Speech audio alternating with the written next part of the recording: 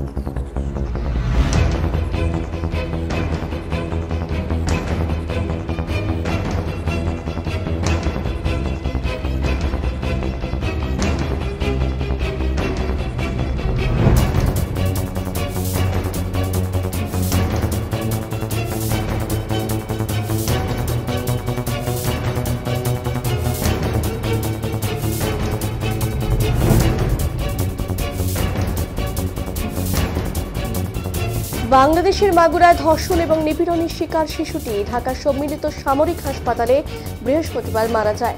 বাংলাদেশ সেনাবাহিনীর পক্ষ থেকে শোক জানানো হয়েছে। মাগুরায় নির্যাতিত শিশুটি 13 মার্চ 2025 দুপুর 1টায় সম্মিলিত সামরিক ঢাকায় শেষ নিঃশ্বাস ত্যাগ করেছে।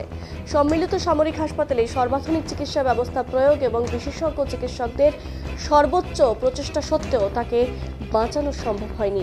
শিশুটি বৃহস্পতিবার সকালে 3বার কার্ডিয়াক অ্যারেস্ট হয়েছে। 2বার স্থিতিশীল করা গেলেও তৃতীয়বার আর হৃদস্পন্দন ফিরে আসেনি। উল্লেখ্য, গত 8ই মার্চ শিশুটিকে সংকটাপন্ন অবস্থায় ঢাকা সিএমওএইচে ভর্তি করা হয়। বাংলাদেশ সেনাবাহিনী শিশুটির শোক সন্তপ্ত পরিবারের প্রতি গভীর সমবেদনা জানাচ্ছে এবং যে কোনো প্রয়োজনে তাদের পাশে থাকার অঙ্গীকার ব্যক্ত করছে। বাংলাদেশ সেনাবাহিনী শিশুটির বিদেহী আত্মার মাগফিরাত কামনা করছে। যৌন নির্যাতনের শিকারে মারা যাওয়া শিশুটি মা বলছেন, আমার মেয়ের সঙ্গে যারা খারাপ কাজ করেছে তাদের ফাঁসি চাই।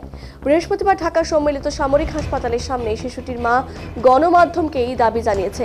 কান্না জড়িত কণ্ঠে তিনি বলেন, সিএমএইচ থেকে মরদেহ নিয়ে গ্রামের বাড়ি মাগুরা নিয়ে যাওয়া হবে, সেখানে মেয়েকে দাফন করা হবে। আর আমার মেয়ের সঙ্গে যারা খারাপ কাজ করেছে তাদের ফাঁসি চাই।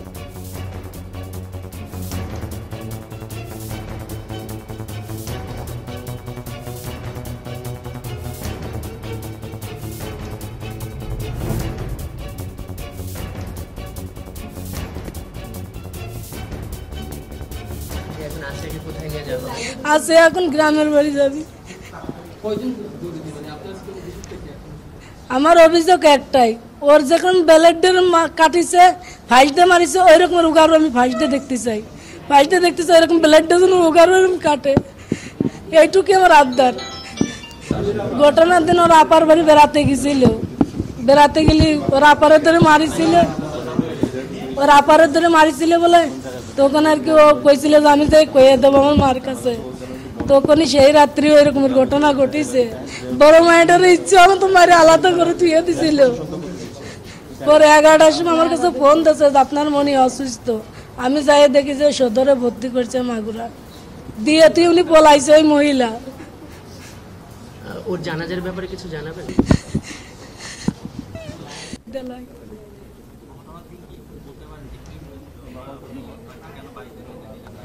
ঘটনার দিন ওর আপার বাড়ি বেড়াতে গেলি ওর আপারের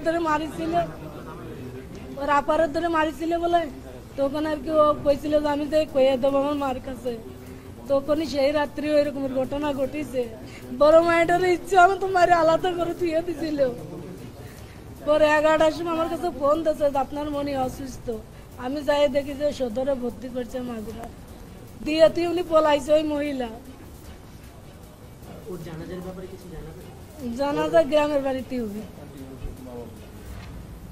ওর যেখানে জানাজা ওর বাড়ি ওইখানে আমরা জানাজা করার চিন্তা ভাবনা করতেছি। এখনো প্রশাসনিক কোনো চিন্তা ভাবনা আমাদের ডিসিশন জানাই না, যার সে আপনাদের জানাবো। জেলাতে করতে চাওয়া হয়েছিল। এটা আসলে আপনি জানেন যে ওর পরিবার থেকে ওই মামা এই জিনিস তো এটা তো এক্সপেক্টেড যে অনেক মানুষ হবে, তো চাচ্ছিল যে একটু বড় জায়গায় জানাজাটা করতে। তো সেখানে কিছু জটিলতা তৈরি হয়েছে, সেটা আমি আমি আমি আপনাকে সঠিকভাবে এখনো ওই ইনফরমেশনটা পাইনি যে কি জটিলতা তৈরি হয়েছে বা কেন তৈরি হয়েছে।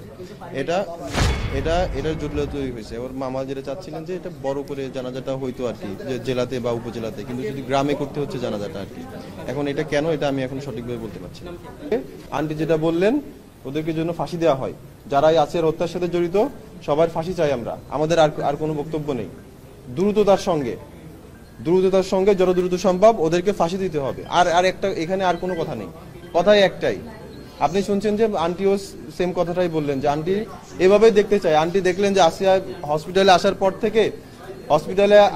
আসার পর থেকে এই পর্যন্ত যে কি পরিমাণ, যেমন কালকে তার 4 বার কার্ডিয়াক অ্যারেস্ট হয়েছে, 4 থেকে 5 বার। আজকে সকালে তার 3 বার কার্ডিয়াক অ্যারেস্ট হয়েছে।